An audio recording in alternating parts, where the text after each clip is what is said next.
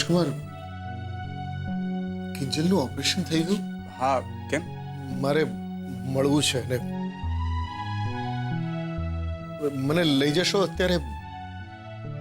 પપ્પા, તમને ત્યાં લઈ જવામાં મને કોઈ વાંધો નથી, પણ કિંજલના ઓપરેશન પછી એ કદાચ ભાનમાં પણ નહીં આવ્યું, અને કદાચ ભાન આવી ગયું હશે તો પણ તમારો ઉતરેલો ચહેરો જોઈને એ સમજી જશે કે કંઈક ને કંઈક ખોટું થયું છે, અને બની શકે છે એની તબિયત વધારે બગડી જાય. એટલા માટે કહું છું કે અત્યારે આપણે ઘરે જઈએ અને કાલે સવારે પછી હું લઈ જઈશ હોસ્પિટલ તમને. નહીં,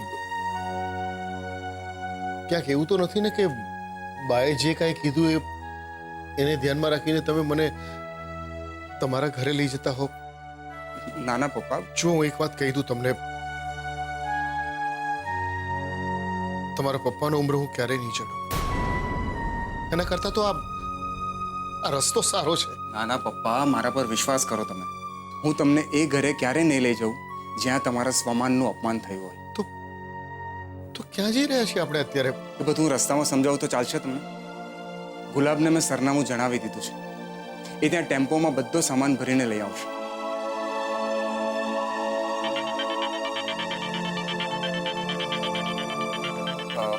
પપ્પા, મમ્મી ત્યાં ગાડીમાં જઈને બેસો ને, હું બસ આવું.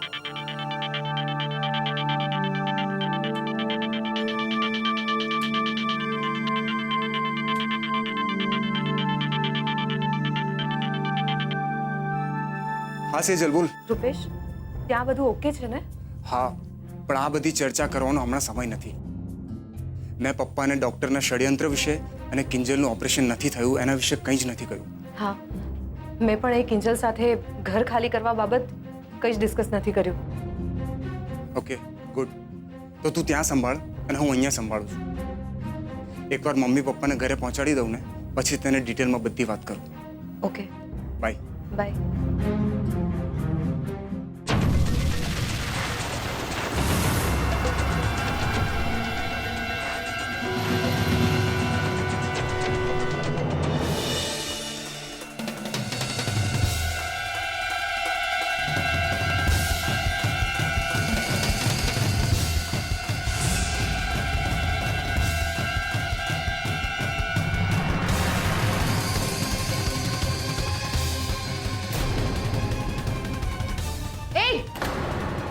કોણ છે તું?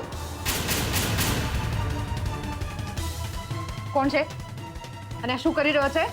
હા, આવી રીતે અંદર ડાફોડિયા શું કામ મારી રહ્યો હતો? જવાબ આપ મને. બોલતો કેમ નથી? મોઢું કેમ ઢાકેલું છે તે?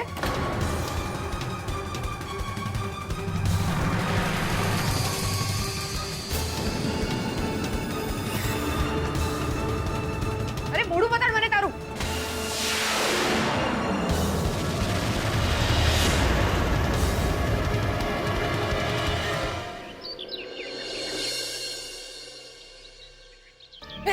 રાઘવ, અરે રાઘવ, જોટા જોટા મારી વાત સાંભળ.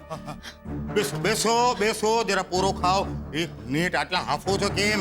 સાપ જોઈ લીધો કે ભૂત જોઈ ગયા? અરે ભૂતની ક્યાં પથ્થર ઠોકસ? મંદિરમાં મેં કોને જોયો ખબર છે? આપણા રાહુલિયાને. રાહુલિયો? ના ના ના ના બા, એ રાહુલિયો ન હોય. તમને વેમ થયો લાગે છે. અરે વેમ ગયો ખાડામાં પૈસા. શું નાના નાના કરસ? મંદિરે ગઈ હતી ને, પ્રસાદની પંગત લાગેલી. ત્યાં મેં એક માણાને જોયો. ધાબળો ઓઢ્યો તો એને તો, પણ આમ લપાતો છુપાતો પંગતમાં ગોઠવાઈ ગયો. પણ ધાબળાની અંદર વાંદરા ટોપી પહેરી હતી હો. અને પ્રસાદ હાટું જો હાથ લંબાવ્યો ને, મને એનું મોઢું દેખાઈ ગયું. અરે રોગલા, મેં તો જોરથી બૂમ પાડી, એ મારો કાનુડો પડી ગયો. અરે મારા લાલિયા. અને મારો અવાજ સાંભળીને એ જે ભાઈકો છે, એ આગળ, હું એની પાછળ, એ આગળ, હું પાછળ. અરે સાક્ષાત રણછોડ રાય જોઈ લે લગલા. રગલા 1 કિલોમીટર સુધી, 1 કિલોમીટર સુધી આગળ ને હું પાછળ, આગળ ને હું પાછળ. હું બૂમો વાળો, એ કાનુડો ઉભો રે. એ લાલિયા મારી વાત તો સાંભળ. અરે સાંભળ, એ મારા લાલિયા મારી વાત તો સાંભળ. ઉભો રે બેટા. ઉભો રહ્યો. ભાગી ભાગી ને હું તો ભાંગી ગઈ રગલા. પણ કાનુડો હાથમાં નો આવ્યો, છટકી ગયો. અને પછી તમારી આંખ ખુલી, હે? અને પછી તમને ખબર પડી કે મંદિરમાં બેઠા બેઠા તમે સપનું જોતા હતા. રોગલા, મને સપનામાં અને હાચામાં ભાન પડે છે, સમજો ને? અરે બા, સમજો. આ આખો દિવસ મારો કાનુડો, મારો લાલો, મારો લાલો, મારો કાનુડો કરી કરીને છે ને હવે તમને રાહુલિયાના ભાસ થાય છે, વેમ થાય છે, એટલે તમે એના નામના લવારા કરો છો. હું લવારા કરું છું? કેવો બાપ છો તું રગલા, કેવો બાપ છો? અરે દીકરો આટલા દાડાથી ગાયબ થઈ ગયો છે અને તારા પેટનું પાણી સુદ્ધા નથી હોલતું. જા, હાલ ને હાલ કાનુડાને હોદવા જા. એમ? હે? હા, તો ક્યાં જાવ એને શોધવા? તમે જ મને કોને? તમે કહેતા હો તો ડુમ્મસના દરિયામાં 2-3 ડૂબકા મારી આવું, હે? કે પછી ઓલી શું નામ, હા, એની બુલેટ ટ્રેન ઓલી ખુશ્બુના ઘરે જઈને પૂછું કે ભાઈ તે મારા રાહુલિયાને જોયો, હે? અને બા, આ બધામાં તમને મારું પેટ પાણા જેવું લાગતું હોય ને, અને મારા પેટનું પાણી નથી હલતું એવું લાગતું હોય તો ખોટી વાત છે. પણ આ દિલ છે ને, દિલ, એ તો દરેક બાપનું એના સંતાન માટે મીણ જેવું જ હોય છે બા. પણ છે આપણા સંતાનને, આપણા રાજકુંવરને કોઈ ચિંતા છે કે ઘરે એક બા છે, બાપ છે, અવળી તો અવળી એક માં છે, હે? કોઈ જાતના સમાચાર, ટપાલ પત્ર કઈ મોકલ્યા એને? તે શેનો મોકલાવે? લાવ 15 કરીને લોહી પી ગયો તો મારા લાલિયાનું. મારે કઈ નથી સાંભળવું.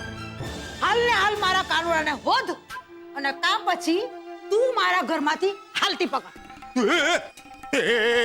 એક મિનિટ બા, તમારું ઘર છે એટલે શું? આ ઘર મારું છે. તારું છે એમ જ ને? તે કામ કર, આ સોફા, ફ્રીજ, ટીવી હંધું ભેગું કરી અને આમ ગળામાં બાંધ. હું આઈલી મારા કાનુડાને હોદવા. એક મિનિટ હમણાં આપીને આવ્યા છો. ઉભા, તમારે ક્યાંય જવાની જરૂર નથી. કામ કરો, તમારા ઓરડામાં જાઓ અને ત્યાં સૂતા મસ્ત સપના જુઓ. એટલે આપણો રાહુલિયો એટલે તમારો કાનુડો ઘરે આવી ગયો છે એવા સપના જુઓ. જાઓ મારી વાલી બા, મારી ડાઈ બા, હું જેને ગોત્યા હું જો તમારા રણછોડને. ઓધ્યા વગર ઘરમાં ટાંટિયો ના મૂકતો. નહીં મૂકું બાપા, જાઓ ને. એક આ છે ને અમને લીધે ઓલો રાહુલિયો નાલાયક એક વાર હાથમાં આવે ને એવા મેથી પાક આપીશ ને કે યાદ રાખશે સાલો.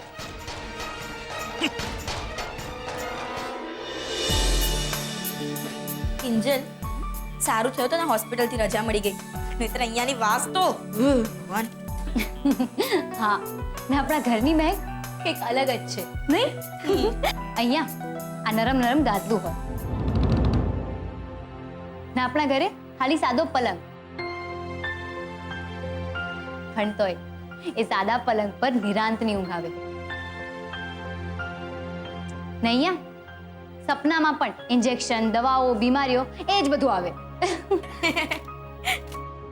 હે ભગવાન, ગઈકાલથી હું જેટલો પ્રયત્ન કરી રહી છું કે કિંજલ ઘરને યાદ ના કરે, એ એટલું જ વધારે ઘર કરી રહી છે. ખબર નહીં, જ્યારે એને ખબર પડશે કે હવે આપણું ઘર નથી રહ્યું અને હવેથી નવા ઘરે નવી શરૂઆત કરવાની છે, એ કેવી રીતે રિએક્ટ કરશે? સેજલ, તું શું વિચારી રહી છે? કંઈ નહીં, હું બસ એમ વિચારતી હતી કે આ બધા બિલની ડિટેલ્સ હું જઈને ડૉક્ટર નીલુને આપી આવું. ડૉક્ટર નીલુને? પણ કેમ? અરે ડૉક્ટર નીલુ તો આપણા માટે ભગવાન સમાન સાબિત થયા છે.